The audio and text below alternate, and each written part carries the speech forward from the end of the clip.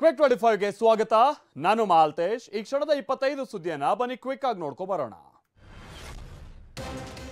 Rave party ವೇಳೆ ಕರ್ತವ್ಯ ಲೋಪ ಹಿನ್ನೆಲೆ 3 ಪೊಲೀಸ್ ಸಿಬ್ಬಂದಿಯನ್ನ ಸಸ್ಪೆಂಡ್ ಮಾಡಲಾಗಿದೆ. ಸಿಸಿಬಿ ಪೊಲೀಸರಿಗೆ ಸಿಕ್ಕ ಮಾಹಿತಿ ನಿಮ್ಮ ಗಮನಕ್ಕೆ ಯಾಕೆ ಇರಲಿಲ್ಲ ಅಂತ ಅಮಾನತುಗೊಳಿಸಲಾಗಿದೆ. ಹೆಬ್ಬಗೋಡಿ ಪೊಲೀಸ್ ಠಾಣೆಯ ASI Narayanaswamy, head constable Girish, constable ದೇವರಾಜುನನ್ನ ಸಸ್ಪೆಂಡ್ ಮಾಡಿ ಎಸ್ಪಿ ಮಲ್ಲಿಕಾರ್ಜುನ ಬಾಲದಂಡಿ ಆದೇಶಿಸಿದ್ದಾರೆ. ರೇವ್ ಪಾರ್ಟಿ ನಡೆದರೂ ಪೊಲೀಸರ ನಿರ್ಲಕ್ಷ್ಯದ ಆರೋಪಕ್ಕೆ ಸಂಬಂಧಿಸಿ ಡಿವೈಎಸ್ಪಿ ಇನ್ಸ್ಪೆಕ್ಟರ್ಗೂ ಚಾರ್ಜ್ ಮೆಮೊ ನೀಡಲಾಗಿದೆ. ಇಷ್ಟೆಲ್ಲ ಆದರೂ ನಿಮ್ಮ ಗಮನಕ್ಕೆ ಯಾಕೆ ಬಂದಿರಲಿಲ್ಲ, ಇದಕ್ಕೆ ಕಾರಣ ನೀಡಿ ಅಂತ ಚಾರ್ಜ್ ಮೆಮೊವನ್ನು ನೀಡಿ ಬೆಂಗಳೂರು ಗ್ರಾಮಾಂತರ ಎಸ್ಪಿ ಮಲ್ಲಿಕಾರ್ಜುನ ಬಾಲದಂಡಿ ಆದೇಶಿಸಿದ್ದಾರೆ. ಡಿವೈಎಸ್ಪಿ ಇನ್ಸ್ಪೆಕ್ಟರ್ ಉತ್ತರ ಆಧರಿಸಿ ಕ್ರಮವನ್ನು ತೆಗೆದುಕೊಳ್ಳಲಿದ್ದಾರೆ. ಪ್ರಜ್ವಲ್ ಪಾಸ್ಪೋರ್ಟ್ ರದ್ದತಿಗೆ ಮೋದಿಗೆ ಸಿಎಂ ಪತ್ರ ವಿಚಾರವಾಗಿ ಸಿದ್ದರಾಮಯ್ಯ ಪ್ರತಿಕ್ರಿಯಿಸಿದ್ದಾರೆ. ಈ ಬಗ್ಗೆ ಮಾತನಾಡಿದ ಸಿಎಂ, ನಾನು ಪ್ರಧಾನಿ ಮೋದಿಗೆ 2 ಬಾರಿ ಪತ್ರ ಬರೆದಿದ್ದೀನಿ.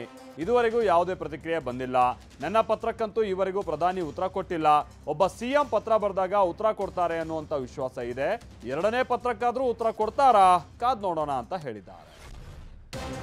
ಪ್ರಜ್ವಲ್ ಪ್ರಕರಣದ ಬಗ್ಗೆ ಪ್ರತಿಕ್ರಿಯಿಸೋದಕ್ಕೆ ಎಐಸಿಸಿ ಅಧ್ಯಕ್ಷ ಮಲ್ಲಿಕಾರ್ಜುನ್ ಖರ್ಗೆ ನಿರಾಕರಿಸಿದ್ದಾರೆ. ಕಲಬುರಗಿಯಲ್ಲಿ ಮಾತನಾಡಿದ ಖರ್ಗೆ, ಆ ಬಗ್ಗೆ ರಾಜ್ಯ ನಾಯಕರು ಮಾತನಾಡ್ತಾರೆ. ಕಾನೂನಿನ ಪ್ರಕಾರ ಕ್ರಮ ಆಗಬೇಕು. ಅದು ಪ್ರಜ್ವಲ್ ಇರಲಿ, ಕೇಜ್ರಿವಾಲ್ ಸೆಕ್ರೆಟರಿ ಇರಲಿ, ಕಾನೂನು ಎಲ್ರಿಗೂ ಒಂದೇ ಅಂತ ಹೇಳಿದ್ದಾರೆ. ಪ್ರಹ್ಲಾದ್ ಜೋಶಿ ಜಾಣ ಕುರುಡರಂತೆ ಮಾತನಾಡ್ತಾ ಇದ್ದಾರೆ. ಇಷ್ಟು ದಿನ ಆದರೂ ಕತೆ ಕಾಯ್ತಾ ಇದ್ರಾ ಅಂತ ಸಚಿವ ಪ್ರಿಯಾಂಕ್ ಖರ್ಗೆ ವಾಗ್ದಾಳಿಯನ್ನ ನಡೆಸಿದ್ದಾರೆ. ಈ ಬಗ್ಗೆ ಬೆಂಗಳೂರಿನಲ್ಲಿ ಮಾತನಾಡಿದ ಖರ್ಗೆ, ಸಂಸದ ಇಂತಹ ಕೃತ್ಯ ಎಸಗಿದ್ದಾನೆ, ಜೋಶಿ ಖಂಡಿಸಿದ್ದಾರಾ? ಕೇಂದ್ರ ಸಚಿವ ಜೋಶಿಗೆ ಕಾನೂನಿನ ಅರಿವಿಲ್ವಾ? ಎಲ್ಲ ಗೊತ್ತಿದ್ದು ಟಿಕೆಟ್ ಕೊಡಿಸಿದ್ ಯಾಕೆ? ಹಾಗಾದ್ರೆ ಜೋಶಿ ಕತೆ ಕಾಯ್ತಾ ಇದ್ರಾ? SIT ಚೆನ್ನಾಗಿ ಕೆಲಸ ಮಾಡ್ತಿದೆ ಅಂತ ಹೇಳಿದ್ದಾರೆ. ಪ್ರಜ್ವಲ್ ಪ್ರಕರಣವನ್ನ ಒಮ್ಮೆಯಾದರೂ ಜೋಶಿ ಪತ್ರ ಬರೆದು ಆಗ್ರಹಿಸಿದಾರಾ ಅಂತ ಸಚಿವ ಪ್ರಿಯಾಂಕ್ ಖರ್ಗೆ ಪ್ರಶ್ನಿಸಿದ್ದಾರೆ. ಈ ಬಗ್ಗೆ ಮಾತನಾಡಿರುವ ಪ್ರಿಯಾಂಕ್ ಖರ್ಗೆ, ವಿಡಿಯೋ ವೈರಲ್ ಹೇಗಾಯ್ತು ಅಂತ ಚರ್ಚೆ ಮಾಡ್ತಿದ್ದಾರೆ. ಆಕ್ಟರ್, ಡೈರೆಕ್ಟರ್, ಪ್ರೊಡ್ಯೂಸರ್ ಅಂತ ಚರ್ಚಿಸ್ತಾ ಇದ್ದಾರೆ. ಅದನ್ನ ಬಿಟ್ಟು ಕೃತ್ಯ ಮಾಡಿದಂಥವನು ಎಲ್ಲೋ ಇದ್ದಾನೆ. JDSನವರು ಬೇಡದ ವಿಚಾರ ಮಾತ್ರ ಚರ್ಚಿಸ್ತಾ ಇದ್ದಾರೆ ಅಂತ ವಾಗ್ದಾಳಿ ನಡೆಸಿದ್ದಾರೆ.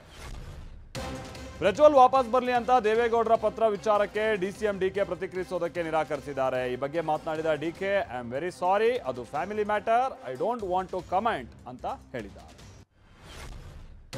ಸಂಸದ ಪ್ರಜ್ವಲ್ ವಿರುದ್ಧದ ಲೈಂಗಿಕ ದೌರ್ಜನ್ಯ ಆರೋಪಕ್ಕೆ ಸಂಬಂಧಪಟ್ಟ ಹಾಗೆ SIT ಸಹಾಯವಾಣಿಯನ್ನ ತೆರೆದಿತ್ತು. ದೂರು ಸ್ವೀಕರಿಸೋದಕ್ಕೆ ತೆರೆಯಲಾಗಿದ್ದ ಸಹಾಯವಾಣಿಗೆ ಈವರೆಗೂ 30ಕ್ಕೂ ಹೆಚ್ಚು ಕರೆಗಳು ಬಂದಿದೆ. ದೌರ್ಜನ್ಯ ಸಂಬಂಧ 30 ಕರೆ ಬಂದಿರುವ ಬಗ್ಗೆ SIT ಮಾಹಿತಿಯನ್ನು ಹಂಚಿಕೊಂಡಿದೆ. ಆದರೆ ಈವರೆಗೂ ಸಂತ್ರಸ್ತ ಮಹಿಳೆಯರು ದೂರು ದಾಖಲಿಸಿಲ್ಲ. 30ಕ್ಕೂ ಹೆಚ್ಚು ಕರೆ ಬೆನ್ನಲ್ಲೇ SIT ಅಧಿಕಾರಿಗಳು ಮತ್ತೊಮ್ಮೆ ಹೆಲ್ಪ್ಲೈನ್ಗೆ ಸಂಪರ್ಕಿಸುವಂತೆ ಸಂತ್ರಸ್ತರಿಗೆ ಮನವಿಯನ್ನ ಮಾಡಿದ್ದಾರೆ. ದೂರು ನೀಡುವವರ ಗುರುತು ಮಾಹಿತಿಯನ್ನ ಗೌಪ್ಯವಾಗಿ ಇಡಲಾಗುತ್ತೆ ಅನ್ನುವಂಥ ಭರವಸೆ ಕೊಟ್ಟಿದ್ದಾರೆ. ನೇರವಾಗಿ ಅಧಿಕಾರಿಗಳನ್ನು ಸಂಪರ್ಕಿಸಬಹುದು ಅಂತಾನೂ ತಿಳಿಸಿದ್ದಾರೆ. ಶಾಸಕ ರೇವಣ್ಣ ವಿರುದ್ಧದ ಮಹಿಳೆ ಕಿಡ್ನಾಪ್ ಕೇಸ್ಗೆ ಸಂಬಂಧಪಟ್ಟ ಹಾಗೆ ಭವಾನಿ ಕಾರು ಚಾಲಕ ಅಜಿತ್ಗೆ SIT 3ನೇ ನೋಟಿಸ್ ನೀಡಿದೆ. ಸಂತ್ರಸ್ತೆಯನ್ನು ವಶಕ್ಕೆ ಪಡೆಯುವ ಮುನ್ನವೇ ವಿಡಿಯೋ ಮಾಡಿರುವ ಮಾಹಿತಿ ಇದೆ. ಹೀಗಾಗಿ ಅಜಿತ್ನನ್ನ ವಿಚಾರಣೆಗೆ ಹಾಜರಾಗುವಂತೆ SIT ನೋಟಿಸ್ ನೀಡಿದೆ. ಅಜಿತ್ ವಿಚಾರಣೆ ಮಾಡಿದರೆ ಪ್ರಕರಣಕ್ಕೆ ಸ್ಫೋಟಕ ತಿರುವು ಸಿಗಬಹುದಾದಂಥ ಸಾಧ್ಯತೆ ಇದೆ.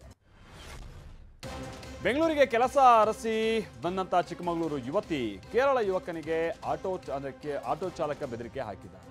ರೂಮ್ ತೋರಿಸ್ತೀನಿ ಅಂತ ಕರ್ಕೊಂಡು ಹೋಗಿ ಯುವತಿಗೆ ಲೈಂಗಿಕ ಕಿರುಕುಳವನ್ನು ನೀಡಿದನಂತೆ. ಅಂದರೆ ಆಟೋ ಚಾಲಕ ಈ ರೀತಿಯಾಗಿ ಲೈಂಗಿಕ ಕಿರುಕುಳ ನೀಡಿದ್ದಾನೆ ಅನ್ನುವಂಥದ್ದು ಇರುವಂಥ ಮಾಹಿತಿ. ನನ್ನ ಜೊತೆ ಸಹಕರಿಸದೇ ಇದ್ರೆ ಸಾಯಿಸೋದಾಗಿಯೂ ಹೇಳಿದಾನಂತೆ. ಈ ವೇಳೆ ಆಟೋ ಚಾಲಕನ ಮೇಲೆ ಹಲ್ಲೆ ಮಾಡಿ ಯುವತಿ ತಪ್ಪಿಸಿಕೊಂಡು ಪರಾರಿಯಾಗಿದ್ರು. ಅಂದರೆ ಆಟೋದಲ್ಲಿ ಕೇರಳದ ಯುವಕ ಜೊತೆಗೆ ಚಿಕ್ಕಮಗಳೂರಿನ ಯುವತಿ ಇದ್ರು. ಸೊ ಈ ಆಟೋ ಚಾಲಕ ಹೀಗೆ ಲೈಂಗಿಕ ದೌರ್ಜನ್ಯ ಎಸಗಿದ. ಆದರೆ ಎಲ್ಲಿಯೂ ಕೂಡ ಯುವಕ ಜೊತೆಗೆ ಯುವತಿ ಇನ್ನೂ ದೂರು ಕೊಟ್ಟಿರಲಿಲ್ಲ. ಬಿರುಗಾಳಿಯ ಅಬ್ಬರಕ್ಕೆ ತಗಡಿನ ಶೆಡ್ ಹಾರಿ ಹೋದ ಘಟನೆ ನಿನ್ನೆ ಬಾಗಲಕೋಟೆ ಜಿಲ್ಲೆಯ ಕೆರಕಲಮಟ್ಟಿ ಗ್ರಾಮದಲ್ಲಿ ನಡೆದಿದೆ.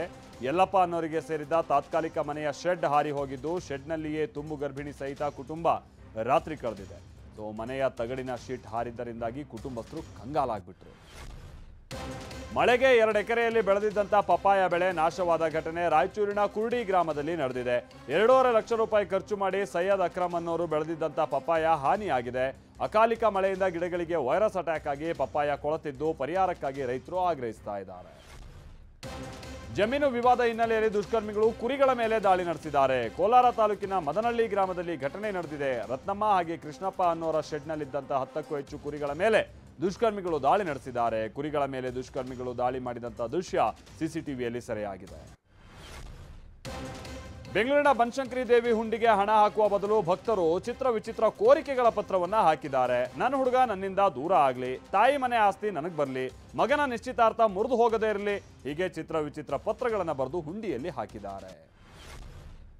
ಬನಶಂಕರಿ ದೇವಿ ಹುಂಡಿ ಎಣಿಸುವಾಗ ಪತ್ರ ನೋಡಿ ಆಡಳಿತ ಮಂಡಳಿ ಶಾಕ್ ಆಗ್ಬಿಡ್ತು.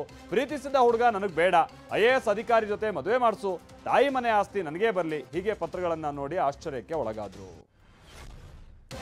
ತುಮಕೂರು ಕೊರಟಗೆರೆಯಲ್ಲಿ ಪುಂಡರ ಹಾವಳಿ ಮಿತಿ ಮೀರಿದೆ. ದಾರಿ ಬಿಡಿ ಅಂತ ಕೇಳಿದ್ದಕ್ಕೆ ಸೈನಿಕ ಗೋವಿಂದರಾಜು ಅನ್ನೋರ ಮೇಲೆ ಮಾರಣಾಂತಿಕವಾಗಿ ಹಲ್ಲೆ ಮಾಡಿದ್ದಾರೆ. ಕಿಡಿಗೇಡಿಗಳಿಂದ ಮನಸ್ಸೋ ಇಚ್ಛೆ ಹಲ್ಲೆಗೊಳಗಾಗಿರುವಂತಹ ಸೈನಿಕ ಸಾವು ಬದುಕಿನ ನಡುವೆ ಹೋರಾಟ ನಡೆಸ್ತಾ ಇದ್ದಾರೆ.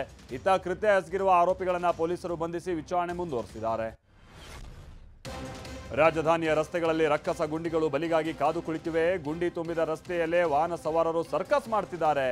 ರಾಜೇಶ್ವರಿ ನಗರ ವಾರ್ಡ್ ನಂಬರ್ 70ರಲ್ಲಿರುವಂತಹ ಶಾಂಭವಿ ನಗರದಲ್ಲಿ ಸಂಚಾರಕ್ಕೆ ಯೋಗ್ಯವೇ ಇಲ್ಲದ ರಸ್ತೆಯಿಂದ ಸವಾರರು ಪರದಾಡ್ತಾ ಇದ್ದಾರೆ.